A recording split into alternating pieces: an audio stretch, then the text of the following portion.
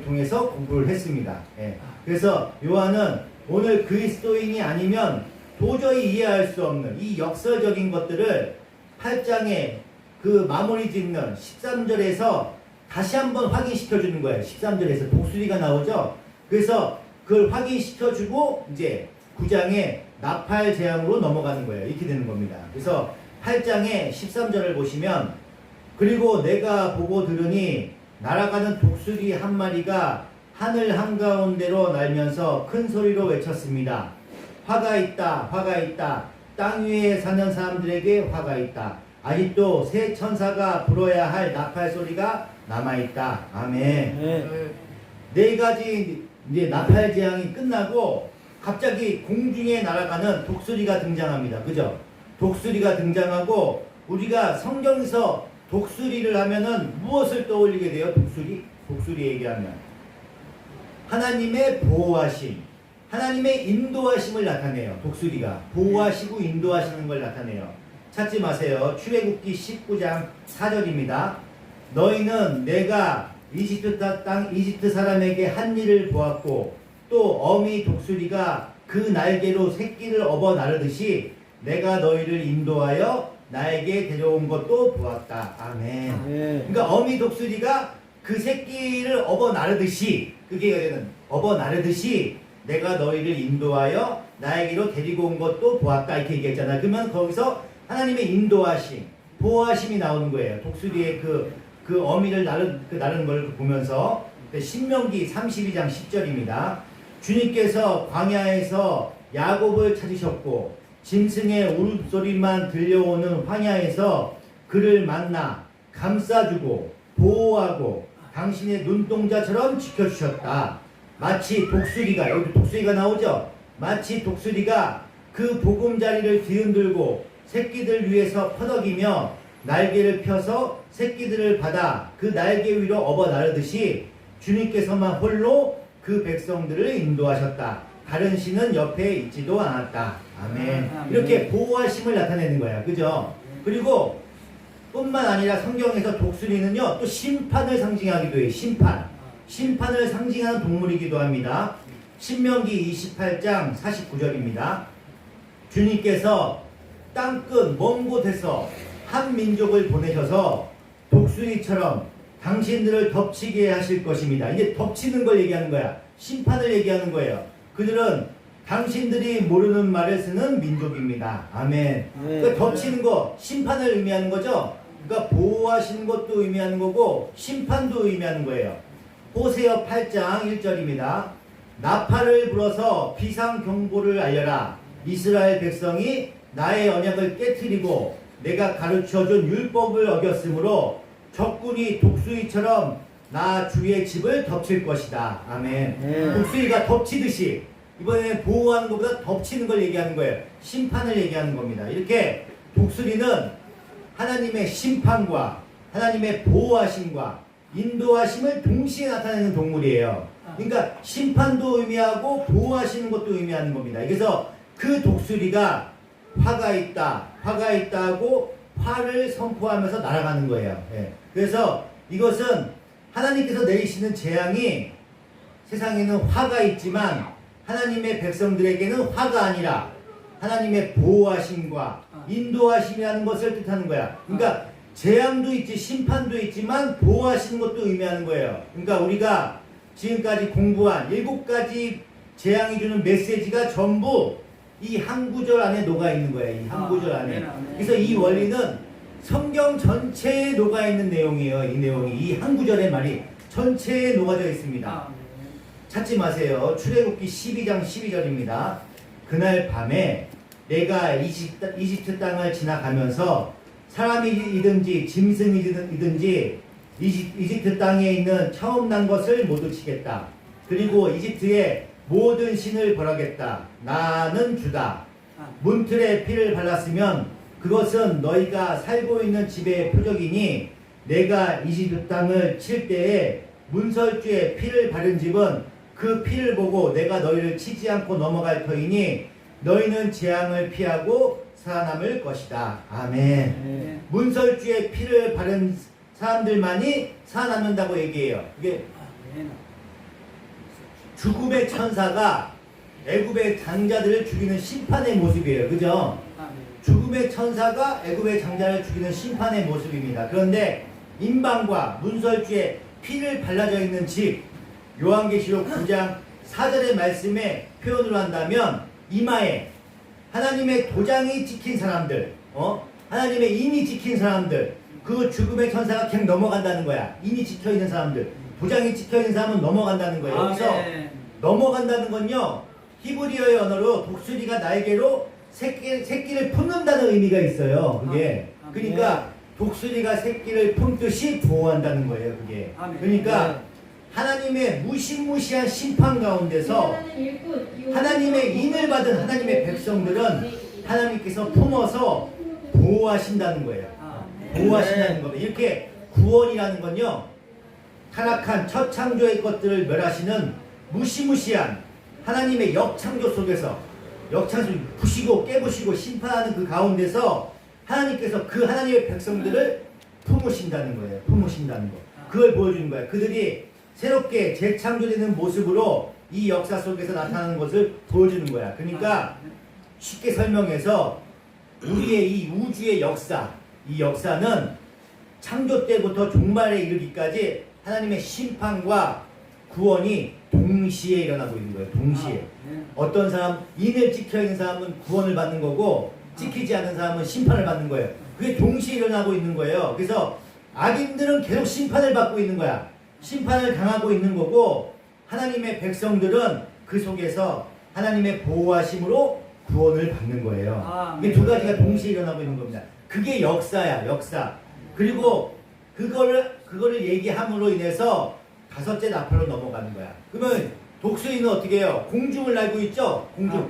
그러니까 두 가지가 공존하는 거야. 땅과 하늘과 그 중간이 공중이잖아요. 독수리가 그걸 의미하는 거야. 이게 공존하는 거야. 심판받는 자와 구원받는 자가 공존하는 거. 이게 공중을 얘기하는 겁니다. 이걸 얘기하는 겁니다.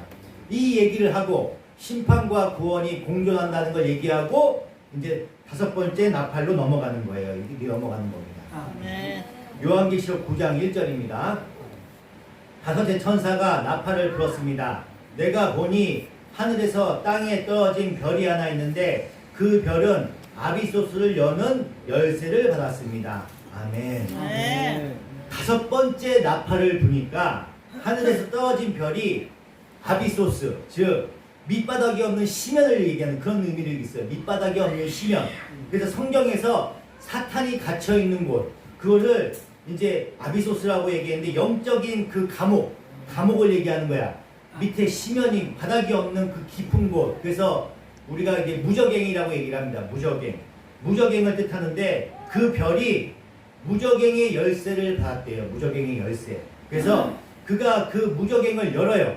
그 무저갱을 열었더니 그 구멍에서 연기가 나와서 해와 하늘이 모두 어두워진대요. 그죠? 그게 얘기가 나와 있습니다. 해와 하늘이 어두워집니다. 그래서 여기서 하늘에서 떨어진 별이 무엇을 의미하는 건가 해서 여러 가지 얘기들이 많습니다. 그 별이 뭘 뜻하는 건가 해서, 그래서 카톨릭에서는요, 무저갱을 여는 하늘에서 그 떨어진 별이 마틴 루터라고 해서 그래요. 마틴 루터. 이 종교개혁자인 이 마틴 루터로 인해서 우리가 기독교가 생긴 거 아니에요? 카톨릭하고 이게 구별된 거 아니에요?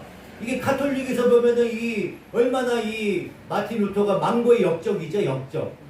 그러니까는 마틴 루터라고 얘기를 해요. 그래서 그 별을 마틴 루터라고 이제 여기 카톨릭에서는 표현을 합니다. 해석을 합니다. 그리고 어떤 학자는 그 별은 교황이라고 얘기를 해요.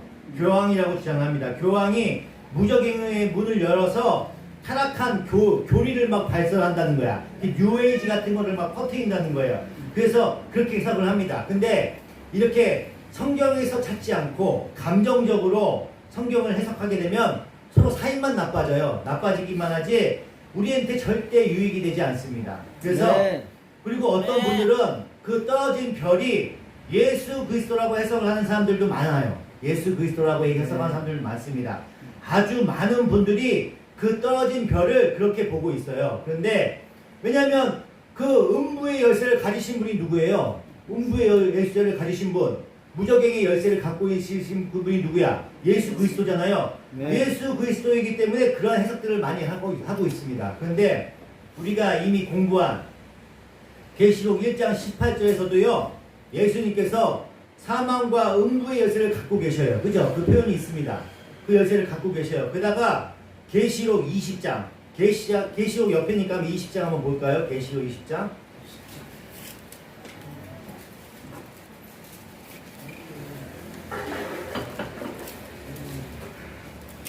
계시록 20장에 보시면 오늘 본문의 내용과 아주 흡사한 내용이 있습니다. 20장 1절입니다.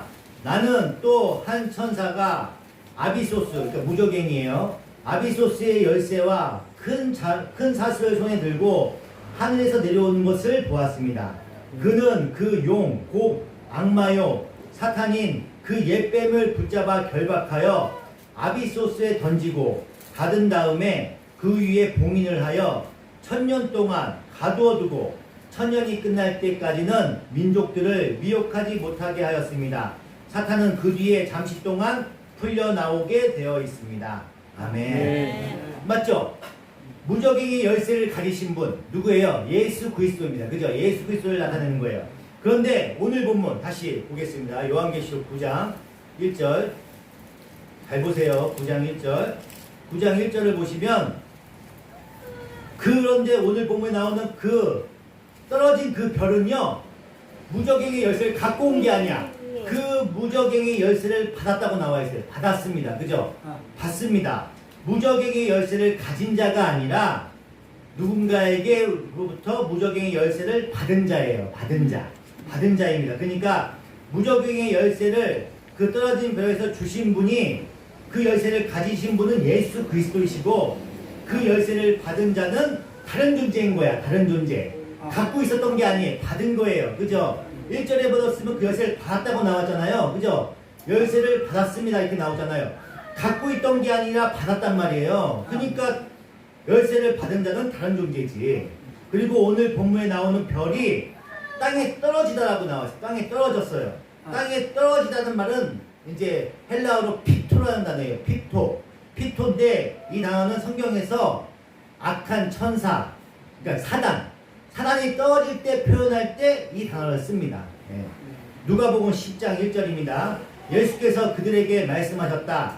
사탄이 하늘에서 번개풀처럼 떨어지는 것을 내가 보았다. 아멘. 여기서 쓰인 단어. 그러니까 사탄이 하늘에서 번개풀처럼 떨어졌다는 그 표현에 피토라는 단어를 썼단 말이에요. 그래서 근데 예수님이 땅에 내려오실 때는 다른 단어를 쓴단 말이에요. 다른 단어. 그래서 우리가 좀 전에 보았던 계시록 20장에 무적행의 열쇠를 가지고 하늘에서 내려오신 그 예수님이 땅에 내려오실 때 그 썼던 단어는요.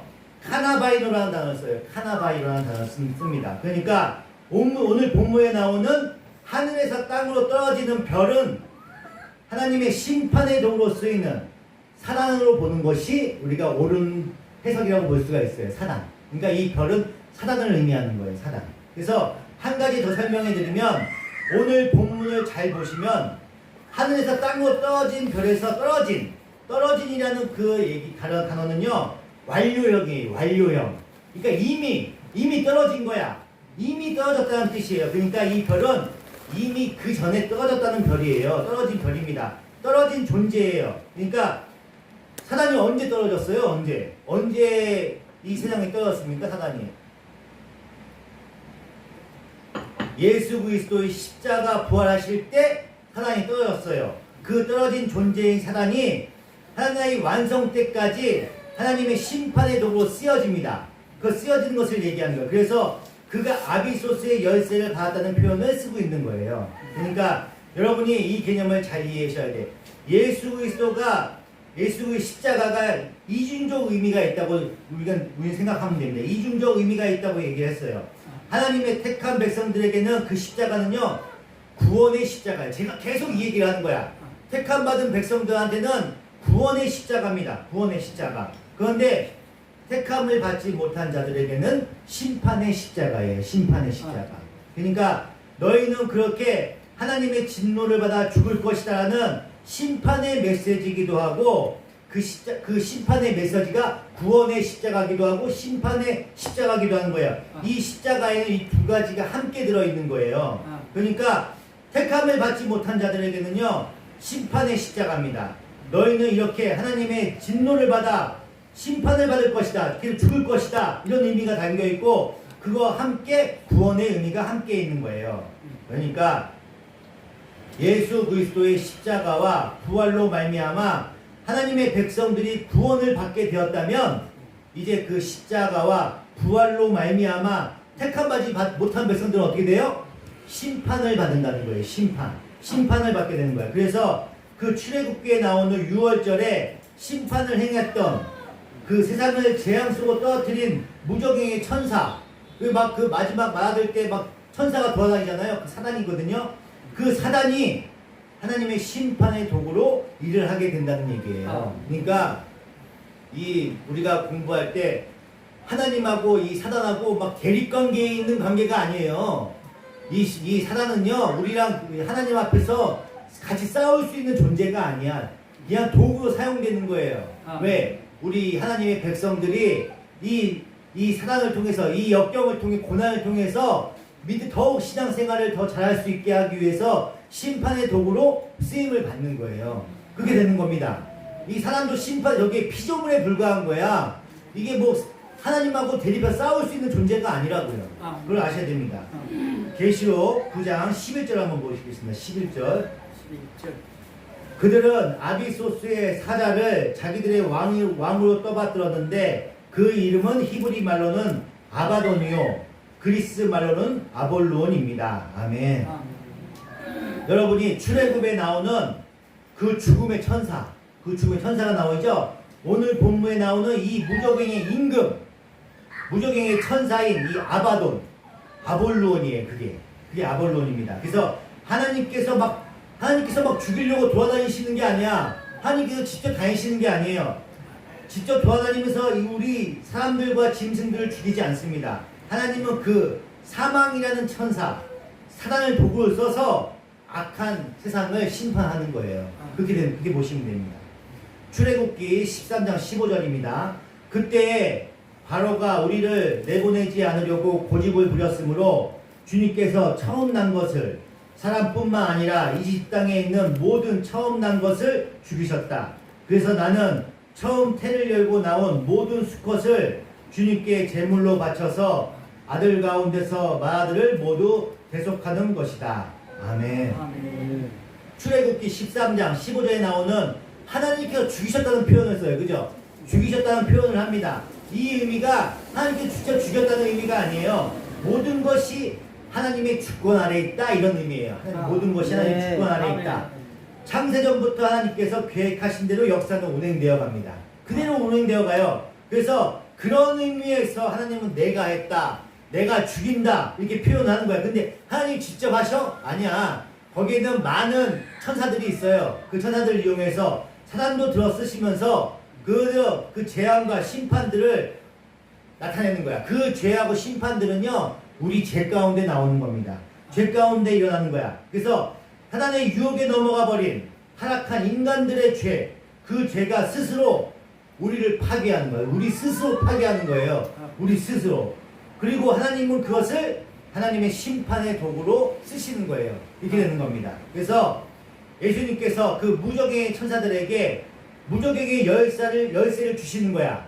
무적행의 열쇠를 그 무적행의 천사에게 주시는 거야. 그래서 이제 세상을 심판해야 하는데 너희들이 그 역할을 해야겠다, 이런 의미로 주는 거예요. 예수 그리스도께서 그 무적행의 천사에게 그런 의미로 그걸 주는 겁니다. 그런 의미로. 예. 그래서 그 무적행은요, 사단 마귀들이 갇혀 있는 곳이에요. 그들을 풀어서 세상을 치게끔 허락하시는 거야. 세상을 치게끔. 그래서 그 심판받을 자들에게 그 심판을 행하라고 하는 거야. 명령을 하시는 거예요. 그래서 그 기간이 5달 동안 일어나는 거예요. 5달 동안. 예. 근데 이 5달 동안 어떤 의미가 있어요? 5달은요.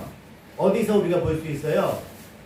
노아의 홍수 때 비가 몇 일 동안 왔어요? 150일 동안 왔어요. 150일 동안. 그러니까 150일 30 나누기 150이면 5개월이죠? 150일이. 그래서 5개월이야. 그래서 바로 하나님의 심판의 기간을 상징하는 것으로 나타내는 것이 150일입니다. 그래서 그 기간 동안 세상은요, 심판의 비로 다 죽어. 다 죽어. 근데 하나님의 백성들, 노아의 방주가 뭘 뜻해요? 예수 그리스도를 상징하잖아요. 예수 그리스도를 상징하는 방주에 의해서 보호를 받고 살아나는 기간이야. 똑같이 이게 다 의미가 있어요. 그래서 성경은 일관성을 가지고 있습니다. 이게 이렇게. 그래서 똑같이 노아의 방주도 뭐예요? 하나님의 심판이죠. 심판이야. 근데 택함 받은 백성들은 예수 그리스도의 보호 아래 구원을 받는 거고, 택함 받지 못한 사람들은 어떻게 심판에 다 죽는 거야. 근데 그 기간이 어떨 동안? 5개월 동안. 그게 똑같이 일어나는 겁니다. 그걸 나타내는 거예요. 예. 계시록 9장 2절입니다. 그 별이 아비소스를 여니 거기에서 큰 용광로의 연기와 같은 연기가 올라왔습니다. 그래서 해와 하늘이 그 구덩이에서 나온 연기 때문에 어두워졌습니다. 아멘. 네. 2절을 보시면 그 하늘에서 떨어진 악한 천사가 무저갱의 문을 열었어. 무저갱의 문을 여니까 연기가 나는데, 연기가 나요. 그죠? 성경에서 연기는요, 어디 등장을 해요? 어디 등장해요? 하나님의 거룩과 하나님의 현현, 하나님께서 나타나실 때, 그때 표현할 때 연기가 등장을 합니다. 그런데 무저갱을 열었는데 그냥 연기가 아니라 연기 같은 연기라고 얘기해요. 연기 같은 연기가 올라옵니다. 2절 한번 보세요. 그죠? 연기와 같은 연기가 올라온다고 얘기를 해요. 그죠? 그러니까 뭐예요? 속임수야, 속임수. 속임수를 나타내는 거야. 사단은요, 하나님을 흉내내서 하나님의 인을 받지 않은 자들 미혹해요. 하나님의 인을 받지 않은 자들 미혹해서 심판의 자리로 데려간다는 걸 의미하는 거예요. 심판의 자리로. 그래서 그 연기와 같은 연기, 그게 해와 달을 어둡게 만듭니다. 그죠? 해와 달을 어둡게 만들어요. 근데 진짜 하나님이 나타나실 때, 진짜 하나님의 거룩의 연기는요, 창조의 연기입니다. 그래서 빛이 있으라 하는 그 연기야. 빛을 나타내는 연기입니다. 근데 이 연기 같은 연기, 가짜 연기 있죠? 이 가짜 연기는 오히려 해와 달을 어둡게 만든단 말이에요. 어둡게 만들어버리는 연기예요. 그런 연기입니다. 그래서 하나님은 그 인을 받지 않은 사람들, 그 사람들을 이 연기 같은 연기에 속아서 결국 사망으로, 심판으로 떨어지게 된다는 거예요. 그게 어떻게 돼요? 자기 미혹에 의해서 자기를 찔러서 이렇게 심판으로 떨어지게 만든다는 거예요. 그걸 얘기하는 겁니다. 네. 요한계시록 9장 3절입니다. 그리고 그 연기 속에서 메뚜기들이 나와서 땅에 퍼졌습니다. 그것들은 땅에 있는 정갈이 가진 것과 같은 권세를 받아가지고 있었습니다. 아멘. 네. 그 연기 속에서 나오는 것들이 그게 메뚜기예요. 황충, 메뚜기입니다. 요한은 그 구약 성경에 나타난 그 메뚜기가 가지고 있는 그 의미를 사용을 해서 그 재앙의 엄청난 파괴력을 이제 인지시키고 있는 거야. 근데 여기서는 우리는 메뚜기는 어떻게 돼요? 그냥 곤충에 불과하잖아. 근데 이 구약의 사람들 메뚜기는요, 공포의 대상이에요. 공포의 대상입니다. 그 이미지를 표현을 하는 거예요. 그 당시에 우리는 지금 요새도 이제 그런 거 많이 영화 같은 데 보면은요, 메뚜기 떼가 이렇게 막 몰려오잖아. 영화 그런 거 본 적 없어요? 메뚜기 떼가 몰려오면 풀이란 풀은 다 갉아먹어요. 나무도 다 갉아먹어. 쑥대 맛이 돼요. 그런 거 많이 본 적 있죠, 영화에서. 그래서 옛날에는요, 이 팔레스타인 땅에 출몰했던 메뚜기 떼는요, 거진 태풍 같은 거예요. 토네이도 같은 거라고. 풀이란 풀, 초록이란 것들은 다 먹어. 다 갉아먹는다고. 그렇게 무서운 것들이에요.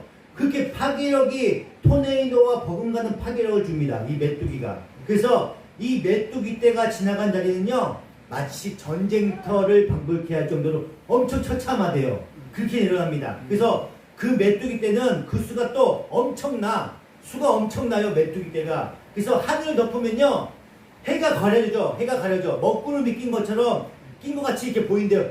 막 이렇게 영화 보면 막 몰려오잖아, 시커먼 것이. 그런 거 본 적 없어요, 영화? 영화 많이 나오잖아. 여기서 영화 좋아하잖아. 그런 거 본 적 없어? 메뚜기 떼 막 몰려오는 거? 시커멓게 막 먹구름처럼 몰려오는 거 본 적 없어요? 그 영화에서 많이 나와요. 그래서 먹구름이 낀 것처럼 막 몰려와요. 그리고 이렇게 막 왔다서 막 갉아먹고, 태풍이 몰려온 것처럼, 토네이도가 몰려온 것처럼 막 갉아먹고, 또 확 또 다 없어져 버려. 또 막 날아가 버려. 그 영화에서 많이 나와요. 그렇게 신출귀몰하게 나오는 것들이 이게 곤충이에요. 이 메뚜기예요. 그런 곤충입니다. 그래서 마귀의 세력이 그러한 특징을 가지고 있다는 걸 표현하는 거예요. 마귀가 그렇게 나타납니다. 그래서 구약에서 메뚜기가 등장하는 장면을 제가 이제 읽어드릴게요. 사사기 6장 3절입니다. 사사기 6장 3절. 이스라엘 자손이 씨앗을 심어 놓으면 미디안 사람과 아멜렉 사람과 동방 사람들이 쳐올라오는 것이었다. 그러니까 쳐들어오는 거예요. 미디안 사람과 아말렉 사람과 동방 사람들이 쳐들어오는 거야. 그들은 이스라엘을 마주보고 진을 쳐놓고는 가사에 이르기까지 온 땅의 소산물을 망쳐 놓았다. 그리고 이스라엘에 먹을 것을 하나도 남기지 않았으며 양이나 소나 나귀까지도 남기지 않았다. 그들은 가축대를 몰고 장막을 가지고 메뚜기 떼처럼 쳐들어왔는데 사람과 낙타가 이루 셀 수 없을 만큼 많았다. 그들이 들어와서 온 땅을 황폐하게 만들었다. 아멘. 그러니까 엄청난 수를 가리킬 때, 엄청나게 많은 수가 몰려와서 황폐하게 만들었을 때 메뚜기 같다고 그게 표현을 하는 거예요. 아모스 7장 1절입니다. 주 하나님이 나에게 다음과 같은 것을 보여주셨다. 주님께서 재앙에 쓰실 메뚜기 떼를 만드신다. 두 벌가리에 씨가 움돋을 때에 곧 왕에게 바치는 곡식을 나누고 나서 다시 두 번째 뿌린 씨가 움돋을 때이다. 메뚜기 떼가 땅 위에 푸른 풀을 모두 먹어버리는 것을 내가 보고서 주 하나님 용서하여 주십시오. 야곱이 어떻게 견뎌낼 수 있겠습니까? 그는 너무 어립니다 하고 간청하였더니 아멘. 아멘. 이렇게 다 갉아먹어요. 엄청난 파괴력을 얘기합니다. 메뚜기가. 근데 요한계시록 3절을 보시면 그 메뚜기가, 즉 마귀들이 땅에 있는 정갈이 가진 것 같은 권세를 받았다고 얘기해요. 그제 3절에 이렇게 나와 있죠? 그 나옵니다. 요한계시록 9장 4절 한번 볼게요. 4절. 9장 4절. 그것들은 땅에 있는 풀이나 푸성귀나 나무는 하나도 해하지 말고 이마에 하나님의 도장이 찍히지 않는 사람만을 해야라는 명령을 받았습니다. 똑같이 나오죠? 인을 지키지 않는 자들만 해야라고 나와요. 그러나 그들에게는 사람들을 죽이지는 말고 5달 동안 괴롭게 하는 허락을 내렸습니다. 5달 내용이 나오죠? 여기서. 그죠? 그것들이 주는 고통은 마치 정갈이 사람을 쏠 때와 같은 고통이었습니다. 아멘. 그리고 그 권세를 이용해서 하나님의 인을 받지 못한 자들을 쏩니다. 쏴요. 그 메뚜기들이 정갈이 사람을 쏠 때의 그 아픔은요, 무지무지한 고통을 믿지 않는 사람들에게 쏟아붓는 거야. 우리가 정갈한테 안 쏘여서 모르겠지만은 그게 엄청나게 고통스럽대요. 근데 그거를 마구마구 쏜대요. 마구마구 쏘아 붙입니다. 그러니까 말벌한테 막 쏘이는 거가 더 아프대. 그거를 막 마구마구 맞는 거야. 그럼 얼마나 아프겠어요. 그죠? 그렇게 쏘아 붙습니다. 그 또한 구약에서 정갈이 가지는 메시지를 우리가 찾아봐야 돼요. 그죠? 정갈이 어떤 메시지를 갖고 있는지 찾아봐야 합니다. 성경에서 정갈이 등장하는 곳은요, 하나님의 은혜의 통치 밖에 있는 자들 혹은 그들이 사는 세상을 가리킬 때 정갈의 표현을 씁니다. 에스겔서 2장 3절입니다. 천천히 읽어드릴게요. 그가 나에게 말씀하셨다. 사람아, 내가 너를 이스라엘 자손에게 곧 나에게 반역만 해온 한 반역 민족에게 보낸다.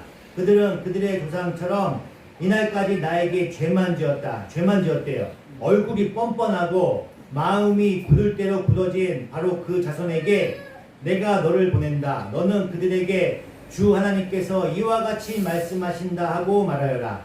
그들은 반역하는 족속이다. 듣든지 말든지 자기들 가운데 예언자가 있다는 것만은 알게 될 것이다.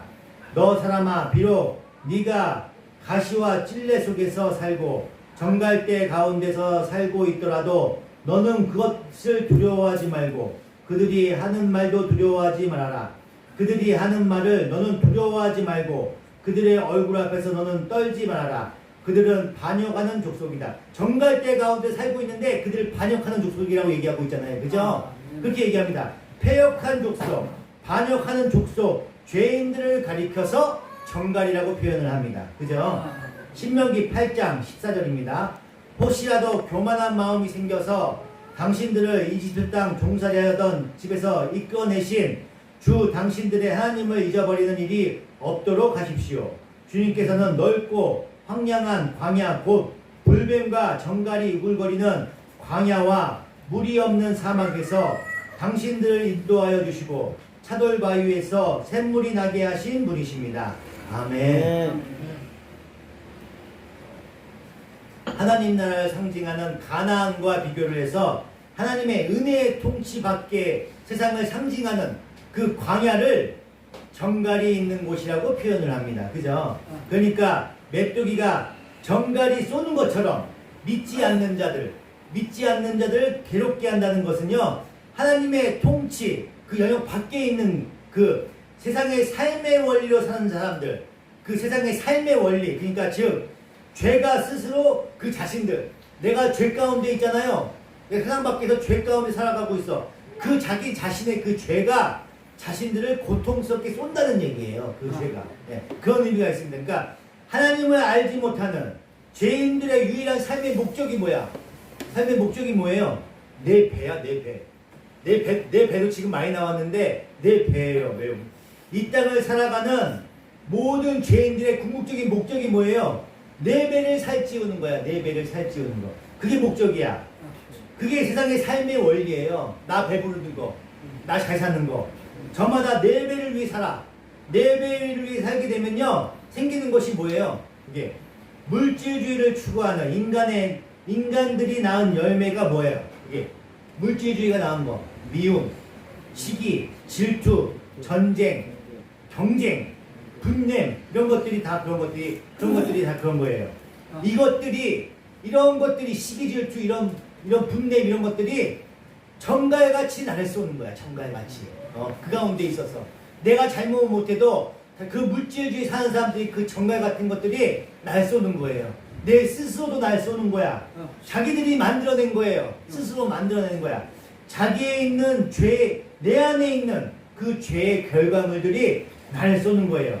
사도 바울도 똑같이 경고를 합니다. 디모데전서 6장 9절입니다. 그러나 부자가 되기를 원하는 사람들은 유혹과 올무와 여러 가지 어리석고도 해로운 욕심에 떨어집니다. 그런 것들은 자기를 파멸과 멸망에 빠뜨린대요. 그죠? 자기 욕심이 자기를 멸망에 빠뜨린대. 돈을 사랑하는 것이 모두 나에게 뿌리입니다. 돈을 쫓다가 믿음에서 떠나 헤매기도 하고 많은 고통을 겪기도 하는 사람이 더러 있습니다. 그 고통들이 자기를 찔러요. 자기를 찌릅니다. 여기서 돈을 사랑한다는 것이 단순히 부자가 되려는 자가 얘기하는 게 아니에요. 사도 바울은요, 하나님이 아닌 것들, 그런 것들은 자기의 존재의 그 안정과 행복의 근거로 삼으려고 하는 죄인들을 총칭해서 부자가 되기를 원하는 자들이라고 표현을 하는 거야. 나의 안위를 위하는 자들, 나의 부귀 영화를 위한 자들, 그런 자들을 부자가 되기 위해 원하는 자들이라고 얘기를 한다는 거예요. 그들이 어떻게 산다고요? 그들이 어떻게 살아요? 자기 근심으로 자기를 찌르는 삶을 사는 거예요. 나를 찌르는 삶을 사는 거야. 이것이 5번째 나팔이에요. 5번째 나팔. 나의 욕심과 나의 시기와 질투가 나를 찔러서 나를 파멸을 만들고 나를 멸망시킨다는 거예요. 네. 엉터리 철학과 이념, 교육, 엉터리 교리, 이런 것들은 인간을 하나님의 위에 올려놓습니다. 자기를 신의 자리로 올려놔. 그래서 인본주의, 기복주의, 물주주의, 이런 것들이 하나님을 의지하지 않아. 하나님께 순종해서 살아야 될 인간들이 오히려 자기를 신처럼 생각해. 나를 신으로 생각해요. 물질이 더 많아지다 보면요, 내가 잘난 것처럼 생각이 들어요. 그래서 내가 제일 잘나야 되고 모두 날 존경해야 돼. 날 존경해야 되고 모두가 날 부러워해야 돼. 남들이 좀 날 부러워해야 됐으면 좋겠어. 그죠? 그래서 좋은 차 타고 싶은 거 아니에요. 네. 남들한테 잘나 보이기 위해서. 차 좋은 거 딱 끌고 나오면 어떻게 돼? 나를 어필할 수 있잖아. 이 사람 도대체 얼마나 잘 살길래 이렇게 된가? 이 사람이 그걸 잣대를 들게 되잖아요. 차 물질로 인해서. 그게 물질주의예요. 그런 것들이. 그래서 남자들 존경받고 남자들 부러움을 받고 싶어해. 그게 삶의 목표가 된다는 거예요. 그게. 그래서 그게 물질주의예요. 그게 죄의 본질이 되는 겁니다. 그런데 그러한 삶이 결국 자기를 찔리게 된다는 거예요. 나를 찔리게 된다는 거예요. 네. 그러니까 정리를 해보면 사단이 무적행의 문을 열어. 무적행의 문을 열어서 마귀들을 마구 쏟아 붓습니다. 마귀들을 땅으로 쏟아 부어요. 그래서 부어서 하나님의 흉내를 내면서 믿지 않는 자들 미혹하고 공격을 합니다. 그 공격 방법이 거짓 가르침으로 그들의 마음과 정신을 빼앗아요. 마음과 정신을 빼앗아서 엉뚱한 것을 추구하게 만듭니다. 그렇게 스스로 올무에 빠지고 시험에 빠지고 근심으로 자기를 찌르게 만든다는 거예요. 그렇게 여러분이 예수를 믿으면 여러분의 모든 소원이 이루어지고 부자되고 병도 낫게 된다는 그 가르침은요, 구약에서 이루어지는 거야. 구약에서 모든 율법을 다 지키면 이런 것들을 주신다. 하나님께서 모두 주시겠다는 건요, 복들이야. 그런 복들은요, 구약에서 이루어지는 거야. 너희가 내 말을 잘 듣고 내 율법을 잘 지키면 내가 주시겠다고 하는 것들이야. 그런 것들이 복들이에요. 그래서 구약처럼 내가 그 율법을 다 지킬 수 있으면요, 그 복을 주시겠다는 거야. 근데 인간들은 죄 가운데 있어서 그 율법을 다 지킬 수가 없어. 그래서 예수 그리스도가 오신 거 아니에요. 그죠? 그래서 근데 그 앞에 말은 다 잊어버리고 주신다는 거야. 다 지키기만 하면. 그래서 그거 쏙 뺏고 주겠다는 것만 믿어요. 하나님이 주시겠다는 것만 믿어요. 그게 기복신앙인 거예요. 기복신앙. 예수 믿으면 망사 형통? 그거 아니에요. 만약 여러분이 예수를 믿고 그러한 복을 원하면요, 여러분 다시 구약으로 돌아가는 거야. 그럼 다 지켜야 돼. 다 지켜야 돼. 막 양 끌고 오고 비둘기 잡아서 다 목 따고 해야 된다고. 다 지켜야 된다고. 다 지킬 수 있어요? 못 지킨다고. 그래서 예수님이 오신 거라고요. 네. 여러분은 다시 구약으로 돌아갈 수가 없어요. 다 못 지키기 때문에. 내가 예수 잘 믿어드릴 테니까 내가 원하는 거 충분히 주세요. 이게 구약이고, 이게 구약이에요. 구약. 네. 그렇죠. 이게 구약입니다. 그럼 여러분은 다시 율법 아래에 돌아가는 거예요. 그래서 그 율법 아래에 있는 자들은요, 다 사망이에요. 다 죽음밖에 없는 겁니다. 우리 인간들은요, 그 율법을 다 지킬 수가 없어요. 네. 고린도전서 15장 55절입니다. 죽음아, 너희 승리가 어디에 있느냐? 죽음아, 너희 독침이 어디에 있느냐? 죽음의 독침은 죄요. 죄의 권세는 율법입니다. 아멘. 여기 나와 있죠? 죄의 권세는 율법이라고 해요. 다 지킬 수가 없다니까. 여러분이 예수를 믿는다고 하면서 그 구약의 복을 원하면요, 여러분 다시 구약의 율법 아래에 들어가는 것이고, 그 율법 아래에 있는 사람들은요, 전부 사망에 의해서 쏘이게 된다는 얘기예요.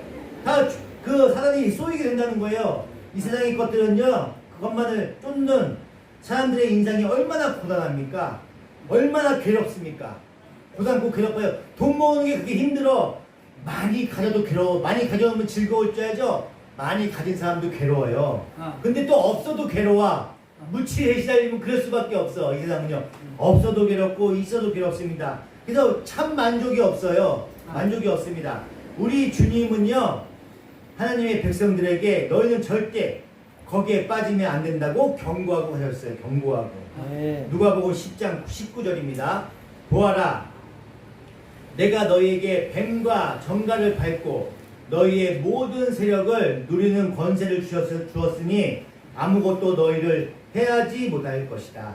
아멘. 우리가 하나님의 백성이 맞다면, 여러분이 하나님의 백성이 맞다면, 하나님의 인을 받은 사람들, 여러분이 하나님의 인을 받은 사람들이 도장이 찍힌 사람들이잖아요. 도장이 찍힌 사람들이 맞다면 우리는 그 정갈에 쏘이는 것이 아니라 그 정갈을 받는 자가 되는 거예요. 그 정갈을 받는 자. 우리 주님은요, 이렇게 우리에게 그 정갈을 밟을 권세를 주셨어. 그 권세를 주셨다고 하는데 여전히 그리스도라는 사람들, 여러분들이 그 정갈에 쏘임을 당하고 있어. 계속 쏘임을 받고 있어. 그건 말도 안 되는 거예요. 마귀는 언제나 그 거짓 가르침을 가지고 우리를 쏘려고 하고 있어요. 계속 쏘려고 할 것입니다. 그리고 거기에 쏘이면 잡히지도 않는 신기루 같은 목표를 갖고 살아요. 그래서 그 시간을 허비해. 돈을 위해서 내가 허비하고 에너지를 허비하고 고단하게 살게 되는 거예요. 그게 제가 이거 경험을 해봐서 알아. 엄청 고단해요. 고단합니다. 그러나 우리 하나님의 백성들은요, 절대 거기에 넘어가지 않는다고 성경에 기록되어 있습니다. 너희는 정갈을 밟을 권세가 있다라고 얘기하고 있습니다. 하나님의 인을 받지 않는 자들은요, 자기가 붙들고 있는 그 세상의 것들을 조금만 흔들어도 괴로워서 죽어요. 그 정갈에 쏘이는 거야. 돈이 많은 사람들이요, 더 오히려 약해. 정신적으로 돈 많은 부자 아들들이요, 아들 딸들이 더 약하다니까. 그래서 조금만 흔들어도 마약에 휩쓸리기도 하고 뽕에 시달리기도 하고, 조금만 고난이 있으면 자살도 해요. 그게 되는 거예요. 삼성의 그 이재용 거기 그 가문가에서도 자살하는 사람들이 있잖아요. 있어요. 삼성 가면 얼마나 부자야. 그 사람도 거기 있으면 마냥 행복할 것 같잖아. 돈도 많고 얼마나 행복해. 근데 자살을 한다니까. 왜 그래요? 돈에는 참 만족이 없기 때문에, 참 기쁨이 없기 때문에 그래요. 그렇습니다. 그런데 이상하게 하나님의 백성들은요, 그러한 것들이 떠나면 우리 하나님의 백성들은요, 하나님께 돌아오게 돼 있어요. 오히려 하나님께 돌아옵니다. 저도 그렇게 돼요. 저도 그래서 돌아오게 된 거잖아요. 그런 것들이 떠나면, 그래서 여기에 딴 사람들은 모르겠어. 망하고 피폐해지고 어려워지면요, 하나님 앞에 돌아오게 되는 거야. 하나님 백성이 되는 거예요. 아멘. 우리가 아는 사람들 중에 돈을 많이 벌어서, 돈이 많아져서 그 기쁨으로 예수 믿겠다고 한 사람들이 있어요? 아니, 없어. 그런 사람들은 없어요. 전부 망해야 돌아와. 저도 망해서 돌아왔잖아요. 망해야 돌아와. 내가 돈이 너무 잘 벌린다. 와, 너무 기쁘다. 나 예수 믿어야지. 이런 사람 있어요? 없다니까. 그런 사람 없어. 돈이 없고 피폐해지고 절망 가운데 있을 때 주님을 만나게 되는 경우가 많아요. 그래서 꼭 그게 돼. 내가 좀 돈이 많았을 때 예수님 믿었었으면 내가 주님한테 정말 헌금도 많이 하고 봉사도 많이 할 텐데, 그러신 분들 엄청 많다니까. 내가 왕년에 진짜 돈 많았을 때 그런 얘기 하신 분들 엄청 많아요. 그렇잖아요. 이 말은 다른 말로 얘기하면 하나님의 백성은요, 절대 정갈에 쏘일 수 없다고, 정갈이 쓸 수 없다고 얘기하는 거예요. 그러니까 절망하고 자포자기하는 것이 아니라, 절망하고 자포자기하면 어떻게 돼요? 사망으로 가요. 자살로 가고 피폐해져. 나를 죽여. 그게 가는데, 하나님의 백성들은요, 그렇지가 않아. 하나님께 돌아오게 된다는 거예요. 이게 기쁨인 거지. 그래서 4절에 하나님의 인을 받지 않은 사람들만 해야라고 얘기했어요. 그죠? 하나님의 도장을 받지 않은 사람들만 해야라고 얘기했단 말이에요. 그러니까 그 말인 것이 그대로 적용이 되는 거야. 우리는 절대 그런 것으로 해를 받지 않습니다. 하나님의 백성들은요. 하나님의 백성들은 절대 정갈에 쏘일 수가 없습니다. 그런데 여러분이 아직까지 그 정갈들한테 괴롭힘을 당하고 있어? 쏘임을 당하고 있어? 그럼 다시 한번 생각해 봐야 돼. 세상을 바라보고 있으면은 그건 잘못 생각하고 있는 거야. 내가 정말 하나님의 백성이 맞는지를 다시 한번 생각을 해 보셔야 돼요. 세상의 가치를 쫓아서 사는 사람들의 그 삶 속에는요, 절대 평안이 없습니다. 기쁨이 없습니다. 절대 만족이 없어요. 그렇다니까. 늘 부족합니다. 늘 부족해요. 내가 올라가기 위해서는요, 늘 다른 사람을 밟아야 돼요. 그 삶이 괴로워요. 괴롭습니다. 거기를 지옥이라고 얘기하는 거예요. 지옥. 남을 이기는 싸움, 시기와 질투와 분냄, 그런 삶을 사는 거, 그런 것들이 지옥의 삶이라고 얘기하는 겁니다. 요한계시록 9장 6절입니다. 9장 6절. 그 기간에는 그 사람들이 죽으려고 애써도 죽지 못하고 죽기를 원해도 죽음이 그들을 피하여 달아날 것입니다. 아멘. 죽으려고 해도 죽을 수가 없대. 죽기를 원해도 죽음이 그들 피하 다 날 거래요. 그죠? 6절에 이런 표현을 적어놨습니다. 그 말은 나중에 최후의 종말에는 사람들이 죽고 싶어도 죽지 못하는 뱀파이어가 된다는 얘기예요? 그런 얘기를 하는 게 아니에요. 그런 얘기를 하는 게 아니야. 죽기를 구하여도 죽지 못하는 곳이 어디야? 죽기를 원해. 내가 죽고 싶어. 너무 괴로워서 죽고 싶어. 근데 죽지 못해. 거기가 어디예요? 지옥이지. 지옥이에요. 지옥입니다. 세상의 가치를 추구하는 죄인들은요, 이 땅에서 그 지옥을 미리 살게 되는 거야. 경험하는 거야. 경험하게 되는 거예요. 똑같이 죽고 싶어도 그 죽을 수 없는 그 지옥 같은 그 삶을 여기서 경험하게 되는 거예요. 똑같이. 이 땅의 모든 전쟁과 살인과 다툼이 왜 존재하는 거예요? 세상의 가치, 레벨을 채우기 위한 죄인들의 욕심 때문에 그런 거야. 죄인들의 욕심 때문에. 그것이 지옥인 거야. 그 지옥. 그러나 분명히 하나님은 우리에게 그 정갈을 밟을 수 있는 권세를 주셨다고 했습니다. 그죠? 아멘. 그 권세를 주셨어요. 우리의 마음속에서 그러한 욕심과 교만이 솟구쳐 올라와요. 내가 욕심. 그런 것들이 올라와. 그러면요. 이 하나님의 말씀을 의지해서 밟아버리세요. 아멘. 밟아버리세요. 그래야 진짜 하나님의 인을 밟은 사람이 되는 겁니다. 요새 주식시장 엄청 좋죠? 부러울 수 있어. 부러울 수 있어요. 근데 주식을 갖고 있잖아요. 전 경험을 해봤어. 올라도 고민이에요. 올라도 이거 언제 팔아야 되는 거지? 이거 더 올라갈 것 같은데? 이거 더 그리고 내가 또 팔면 또 더 올라가. 그러면 아유 이거 또 괜히 팔아갖고 또 막 사. 그러면 또 또 떨어져. 그러면 또 아이고 이거 괜히 또 사갖고 막 그래요. 떨어지잖아요. 내가 어떻게 피땀 흘려서 한 투자 매일 스트레스야. 매일 스트레스. 그거 주식 갖고 있으면은 기쁠 것 같죠? 아니야.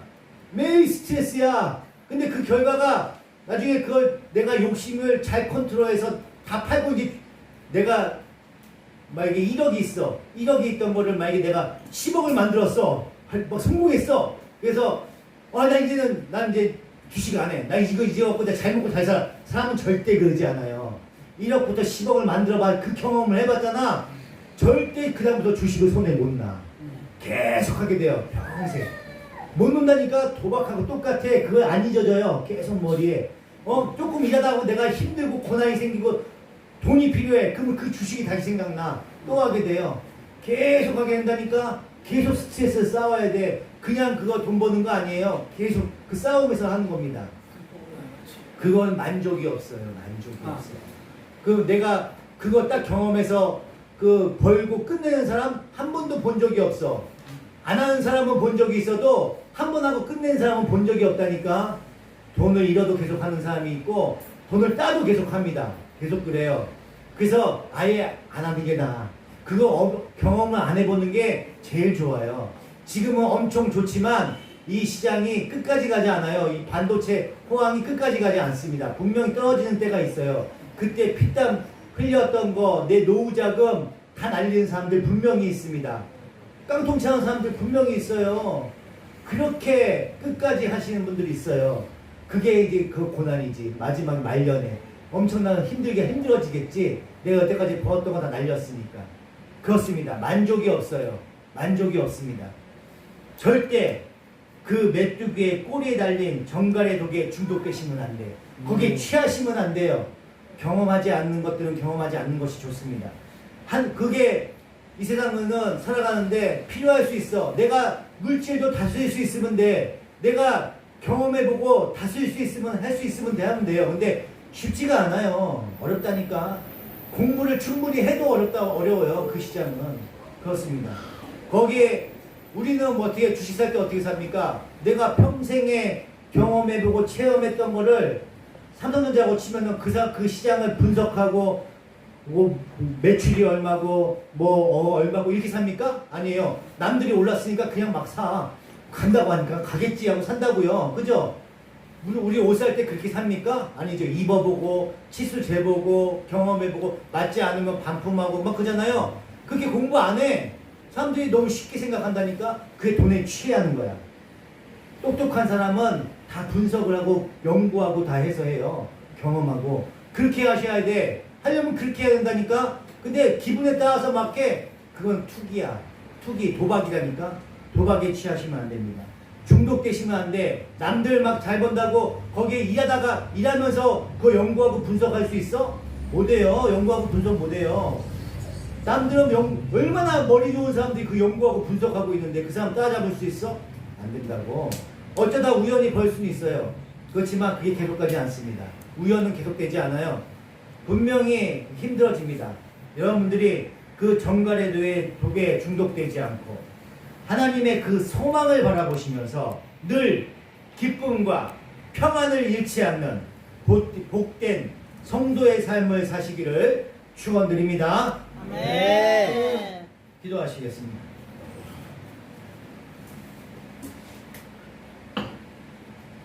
하나님의 크신 은혜와 사랑에 감사합니다. 주님께서 베풀어 주셔서 요한계시록을 배우고 익힐 수 있는 값진 시간을 허락하여 주시니 감사합니다.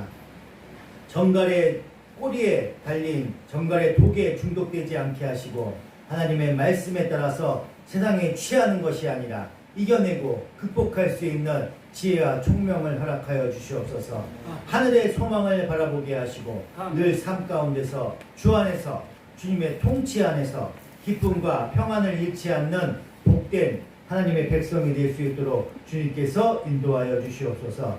감사드리며 우리 주 예수 그리스도 이름으로 간절히 기도하옵나이다. 아멘.